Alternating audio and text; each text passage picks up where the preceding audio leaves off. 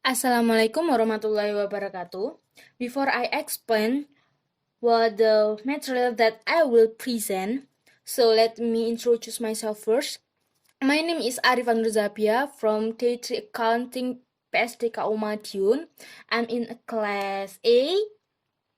So now I will presentation about central banking. What do you think about central banking in general? A central banking is a monetary institution which fully controls the production, circulation, and the supply of money in the market, seeking to regulate the members' bank and stabilize a national economy and national currency. So, what does central banking mean? Central banking are responsible for the monetary policy implemented in a country, which includes decisions about interest rate, liquid control, reserve recruitment, and open market operations. When the monetary policy is effective, that controls a bank manager to keep the employment rates at low level, and it stabilizes inflation and interest rate to stimulate economic growth. Although most centralized banks are governed by a board of member banks, they act independently. Also, the decision of the centralized bank have a strong impact on every aspect of the economy, seeking to meet the national long-term goals. But this is Indonesian country, right? So, let me show you Indonesian central banking. Based on Law Number 10 of 1998 years concerning banking, a bank can be defined as business entity. The collect funds from the public in the form of deposit and distribute them in the form of credit and other form in the order to improve people's lives. In Indonesia, the role of central banking is played by the Indonesian Bank, starting for the Javans Bank, which was established by the Dutch on January 24, 1828 years. After Indonesian independence, the bank was national to become Bank Indonesian and was under the authority of the Indonesian government. At the beginning of the independent period, Bank Indonesia was still doing commercial business. However, in its development, the effort was stopped. Moreover, since the monetary crisis that Indonesia experienced in 1997 until 1998 years, Bank Indonesia was given independence to focus on its main objective, namely achieving and maintaining the stability of the rupiah value.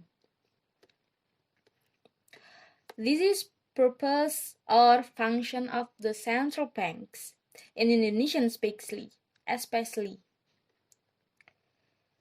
As mentioned above, the main objective or function of the central bank or Bank Indonesia is to achieve and maintain the stability of the rupiah value. The stability of the rupiah value consists of two aspects.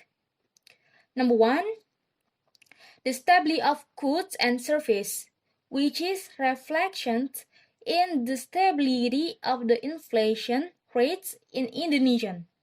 Number two, the stability of the currencies of other countries, which is reflection in the foreign exchange rate. And this is duty of the central bank in Indonesia. In order to achieve the expected goal, the central banks duties have three main tasks as follows. Number one, establish and implement monetary policy. The central banks task to control the monetary supply in order to create a stable value of the rupiah for goods and services. In addition, this policy can also be implemented to boost the national current economy. In its implementation, Bank Indonesia also needs to coordinate with the government so that monetary policies implemented are in line with fiscal policy and other economic policies stipulated by the government, so that the result obtained from the implementation of these policies can be maximized. And number 2, regulate and maintain the smooth operation of the payment system. The central banks studies are carried out in the framework of creating agreements, rules, standards, and procedure used to regulate the circulation of monetary money. The payment system in the question can be in the form of cash and non-cash payment system. 3. Regulate and supervise banking. In line with the formation of the Financial Service Authority or OJK, the supervision duties carried by Bank Indonesia were focused on macroprudential supervision, while microprudential supervision was left to OJK. The implementation of the macroprudential supervision is intended to maintain financial system stability. Financial system stability is a condition in which all financial institutions, financial market, and their supporting facilities are resilient and able to rectify in financial imbalances.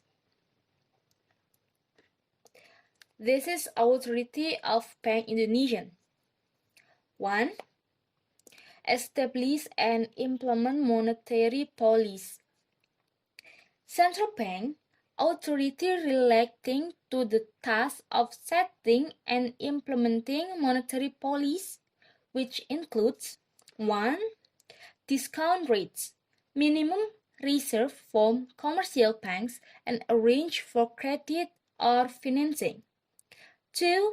Establishing a monetary target taking into account the inflation rates target.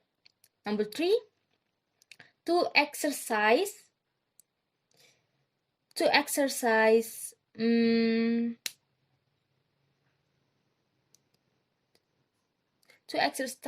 monetary control, not limited to open market operations on the money market, both in rupiah and foreign currencies.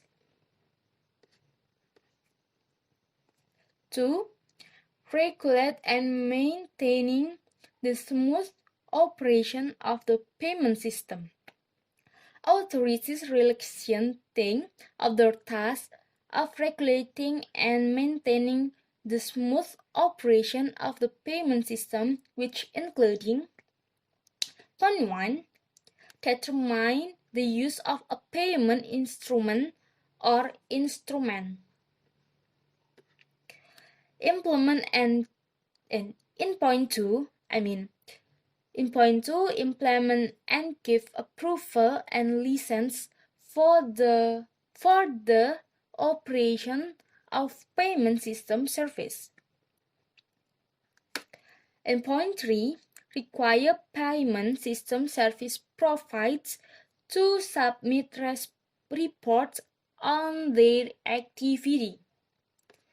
And number 3, in authority of Bank Indonesia, is regulate and supervise banks. Central bank authority relaxing to the task of the regulate and supervising banks, which including point 1. Impose sanctions against banks in accordance with statutory regulations. In point 2, establish rules. In point 3, grant and revoke permits for certain institutional and business activity from banks. Point 4, overseeing banks both individually and as a banking system. Now, this is the governor of the Bank Indonesia. In a crying out in duties and powers, Bank Indonesia is chaired by a board of governors consisting of a governor as leader, assisted by a senior deputy governor as his representative, and at least 4 or the maximum or 7 deputy governors. The term of the office that is valid for the board of the governor is 5 years and can be reappointed the same position for a maximum of 1 subsequent term. I mean that the board of the governor is proposed and appointment by the president with the approval of the DPR. In Indonesian, say is DPR. The deputy governor who is nominated by the president is based on a recommendation from the governor of Bank Indonesia. Although appointment by the president, members of the board of governors of Bank Indonesia can be dismissed by the president unless resigned, proven to have committed a criminal act, can be physically present for a period of 3 consecutive months without justifiable reason, or declared bankrupt or not, is able to fulfill obligation to creditors, or is permanently unable. And now, the governor of the Bank Indonesia is Mr. Tony P. Juwono in period 2020 until 20 and 25 years. This is relationship between Bank Indonesia Perum Peruri and the Financial Service Authority. Little was touched on in the section on the duty of the central bank in Indonesia, Bank Indonesia, regulating and supervising banking. Currently, the task of microprudential supervision has been submitted to the Financial Service Authority. With the existence of the OJK, the duty and authority to regulate and supervise financial service and activity in the banking sector, which were previously carried out by Bank Indonesia, have now shifted to become OJK's duties. Meanwhile, although the authority to issue currency was still determined by Bank Indonesia, it was Perum Peruri who had the task of printing banknote and coin for Bank Indonesia, as well as print material, security, and other metal goods. Metal goods. For the government, Bank Indonesian state and public institutions. During its development, Perumpuri is also tasked with carrying out activity to print security documents for the state, namely immigration documents, excise stamp, seal, and land document at the request of the authorities agency. Uniquely, Perumpuri can also print money and other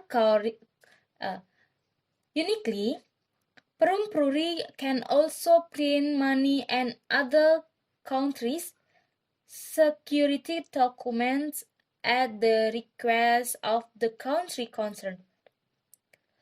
Now,